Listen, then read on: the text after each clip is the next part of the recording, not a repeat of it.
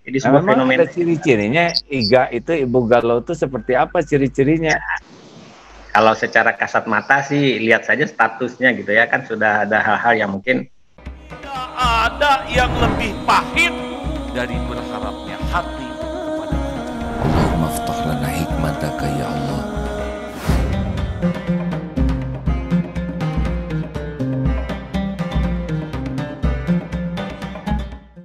Assalamualaikum warahmatullahi wabarakatuh. Wak. Waalaikumsalam warahmatullahi wabarakatuh.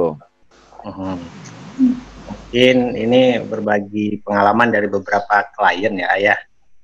Oke, ini apa? Siapa nih? Siapa? Tunggu dulu. Pak Endra, Pak Endra Nawawi. Oh ya, ya ketemu sekarang. Dari Tasikmalaya yang pengen ikut santri kemasan. Ya, siap. Bagaimana?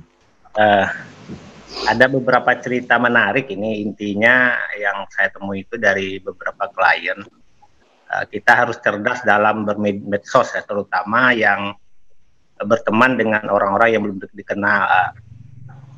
Karena sekarang tuh banyak modus-modus pertemanan yang bikin akunnya itu nggak jelas gitu, foto siapa, orangnya siapa, dan ujung-ujungnya itu membujuk orang-orang yang lemah imannya ya. Kalau saya katakan lemah iman itu gitu ya, melihat, mohon maaf ini ya, para ibu-ibu yang sering galau, update status dan lain-lain gitu, itu sasaran empuk bagi mereka-mereka yang mencari modus-modus untuk melakukan keuntungan sendiri.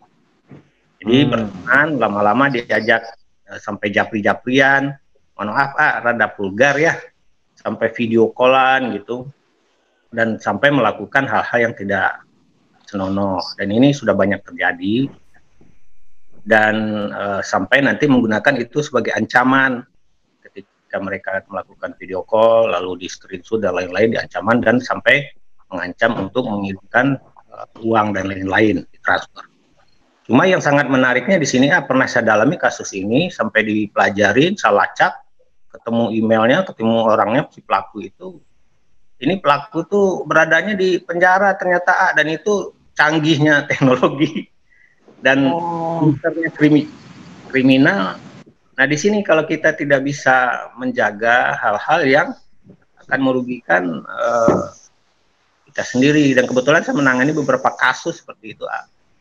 Oh gitu ya, jadi ini ada orang menggunakan media sosial dengan foto yang ganteng misalkan ya, kemudian di Facebook, lalu kenalan sama namanya Iga, ibu-ibu galau gitu ya, kemudian dirayu sedemikian rupa sehingga tertipu, lalu dia akhirnya bisa japri-japrian, lalu video call dan melakukan videonya dengan video yang tidak layak, kemudian screenshot atau direkam, dan rekamannya ini dijadikan bahan ancaman supaya kirim uang, dan sesudah dilacak ternyata yang melakukannya di penjara.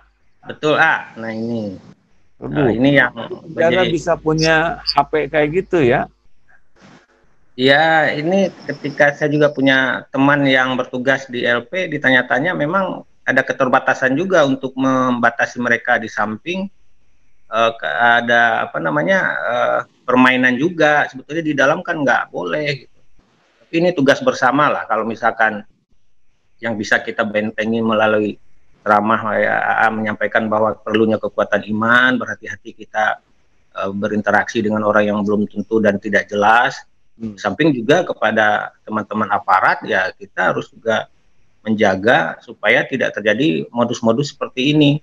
Dan ini sudah banyak kalau saya lihat di Facebook itu ada grup, mungkin bukan grup korban ya, bukan grup yang peduli lah. Jadi melacak ibu-ibu yang statusnya sering galau gitu, dilihatin siapa pertemanannya dengan siapa, diselidikin, ternyata sudah ada modus-modus seperti itu, diingatin.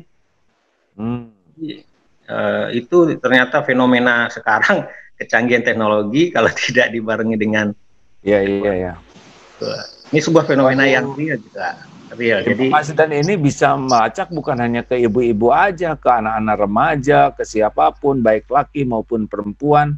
Memang akan ada nih tim penjahat yang seperti ini nih, yang menggunakan teknologi dan tahu kelemahan orang-orang yang berteknologi tapi kurang iman ya, jadi sasaran empuk. Ya. Waduh, ya, terima kasih nih. Kan mengajak berbisnis atau beranjak muamalah dan lain-lain itu kan mungkin sudah hal biasa dijadikan modus. Dan kita membentenginya dengan cerdas dalam bermuamalah ya. Tapi kalau ini kan imannya itu sendiri, bahwa sasarannya dan memang khusus mencari yang seperti itu. Ini jadi sebuah fenomena. Ada ciri-cirinya, Iga itu Ibu Galuh itu seperti apa ciri-cirinya? Ya, kalau secara kasat mata sih lihat saja statusnya gitu ya, kan sudah ada hal-hal yang mungkin ketika terlalu banyak lah lebaynya apanya gitu kan. Jadi sasaran saya lihat ketika saya pelajari ya ternyata ya modus mereka seperti itu, mencari yang bikin status-status yang seperti apa? Saya kan nggak pernah tahu status lebay dan memang saya nggak pengen tahu ya. Cuma seperti apa supaya pelajaran ini kan ini diteliti nih oleh Akang nih. Kadang-kadang kan gitu kalau dilihat sering mengupdate status tentang keadaan perasaan, keadaan suasana hati, dan itu mereka masuk untuk menghibur. Itu contohnya curhat di medsos gitulah ya, banyak kan cara-cara orang sekarang, dan sasarannya itu memang ibu-ibu, dan saya ketemu langsung dengan pelaku. Oh gitu, dengan pelaku penipunya atau pelaku yang ditipunya? Dua-duanya. Kebetulan saya kan psikolog ya, jadi ketika ada masalah itu terungkap semua. Ini sebuah fenomena menarik gitu. Oh iya. Ini penting nih para pemirsa, bahwa curhat di media sosial selain tidak ada manfaatnya karena kita membuka gerbang ya diri kita, karena ciri-ciri kurang iman tuh kan curhat ke siapa aja. Kalau imannya kuat ya curhatnya ke Allah, nanti oleh Allah dibimbing kepada siapa yang akan jadi solusi. Tapi kalau kurang iman ya ke siapapun ciri-cirinya itu, dan ternyata ini jadi sasaran empuk. Jadi gimana tuh hasil penelitian ininya nih Pak psikolog ini? Ya awalnya saya dari beberapa curhatan klien, kenapa ibu saya begini, kenapa ya begitu, diselidiki ternyata memang ada sebuah tekanan psikologis diakibatkan dari sebuah perilaku yang sudah terjadi, terungkap perilaku-perilaku seperti yang saya ceritakan tadi.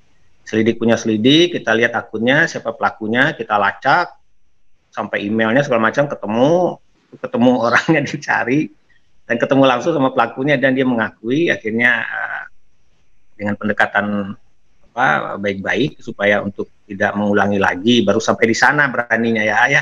Kalau masuk ke ranah hukumnya kan kita sudah mengingatkan yang korban tentunya dan mengingatkan pelaku. Jadi memang ada itu yang laki-laki gitunya, memang dia playboy cap dua cula atau apa memang? Memang spesialis mencari keuntungan dari kondisi seperti itu, dan mereka sampai nomor rekening pun mereka punya. Jadi ada orang yang di luar yang mengelola juga nomor rekening, yang mentransfer nanti ke nomor rekening ini. Terus ada yang ngaku-ngaku, kan kebanyakannya gitu modusnya. Jadi setelah pertemanan lalu mereka saling curhat. Nah ujung-ujungnya nanti yang curhat si cowoknya. Saya tuh bekerja di sebuah tempat yang jauh dan akan cuti dan akan pulang, nanti akan datang ke Anda. Cuma saya belum punya uang nih buat ini, tolong dong ditransfer katanya. Nah itu mulai sekali, dua kali, apalagi kalau sudah mulai dengan video call seperti tadi, mereka dapat bahan untuk menjadi sebuah bahan lah ya.